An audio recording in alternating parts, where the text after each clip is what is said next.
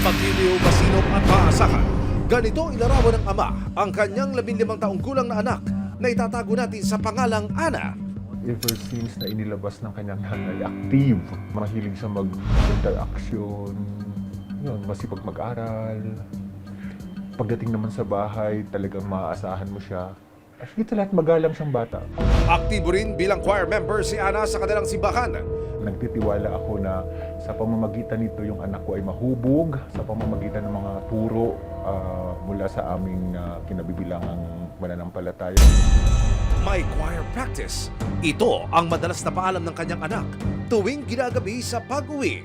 Kampante ang amang tinawag naming si Jay dahil mismong ang pastor naman ang kasama ng kanyang anak. After po ng mga practices sa gawain, yung po tinitreat niya, nililibre niya ng mga pagkain, yun. Tapos sinahatid niya sa bahay kada tapos ng practice sa church. Pero sa halip na kabanalan ay tila iba na pala ang pakay ng pastor kay Ana. Sa pahintulot at gabay ng kanyang magulang, buong tapang na nagbahagi ng kanyang kwento si Ana. Una po kasi hindi pa niya ako kinigis eh. Nung una niyayakap-yakap niya lang ako. Like, sasabihin niya na gusto niya daw magkaanak ng babae, tagal niya daw inanong magkaanak ng babae. Habang tumatagal, tila ang relasyon ni Ana sa pastor nag-iiba na ng tema. Sinabihan ko siya na pastor siya. Ganun daw siya sa lahat ng kabataan. Which is nakikita ko naman po na ganun siya sa mga kabataan, ganun siya sa mga youth namin sa church. Hanggang sa hindi na namamalaya ng dalaga na unti-unti na palang nakukuha ng pastor ang loob niya. Hindi pa rin siya humihinto mag-chat sa akin. Tapos nakikita ko pa rin yung mga messages niya sa akin. Binigyan po kami ng pahintulot ng mga magulang ng biktima na mabasa yung palitan ng messages sa pagitan po noong menor de edad na biktima at ng pastor na suspect.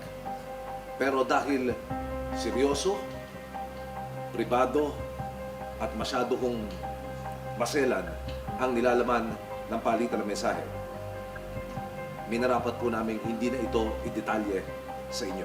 Binabasa ko itong mga messages at lumalabas ko dito na mukhang hindi ko pumapasok sa kokote niya na dapat niyang hiwalayan itong minor de edad na kanyang umanong karelasyon. Sweet messages, mga kapuso, gaya ng good night, see you, ingat ka palagi, nandito pa rin ako para sa iyo. Yan o yung pangkaraniwang ibinabatong mensahe ng akusadong pastor sa menor de edad na biktima. Hindi rin maialis nung bata na sumagot at mag-reply sa pastor na suspect ng mga messages na masasabi rin nating sweet at tila ba may laman. Mula sa pagiging masayahin, nagbago raw sa isang iglap. Umiiyak, nagagalit siya, nalulungkot. Bigla na lang napapatulala. Hanggang makatanggap ang ama ni Ana ng mensahe mula sa pastor. Humingi siya ng tawad dahil mayroon daw siya nagawang kasalanan. Malaking kasalanan sa anak ko at nahihiya siya sa akin.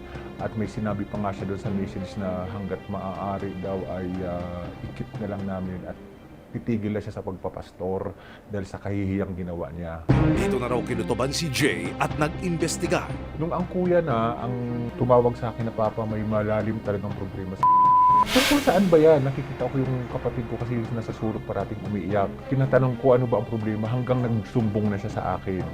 Lahat ng detalye alam ko na papa. Gusto ko makausap si pastor. Nang nagkaharap-harap, dito na nalaman ni Jay ang buong katotohanan. Una ayaw pa aminin ni pastor. Nang sinabi na ng anak kong lalaki na lalaki din ako pas, mo ba ang kapatid ko? Biglang napaamin na niya yung anak ko. So, ang sabi ko sa kanya, walang hiyakap. Galit ang nararamdaman ko. Dahil ang tiwala, sinira. Kaya sabi ko, ipapakulong kita. Maraming salamat sa panonood. Mga kapuso, para masundan ang mga reklamong nasolusyonan ng resibo, mag-subscribe lamang sa GMA Public Affairs YouTube channel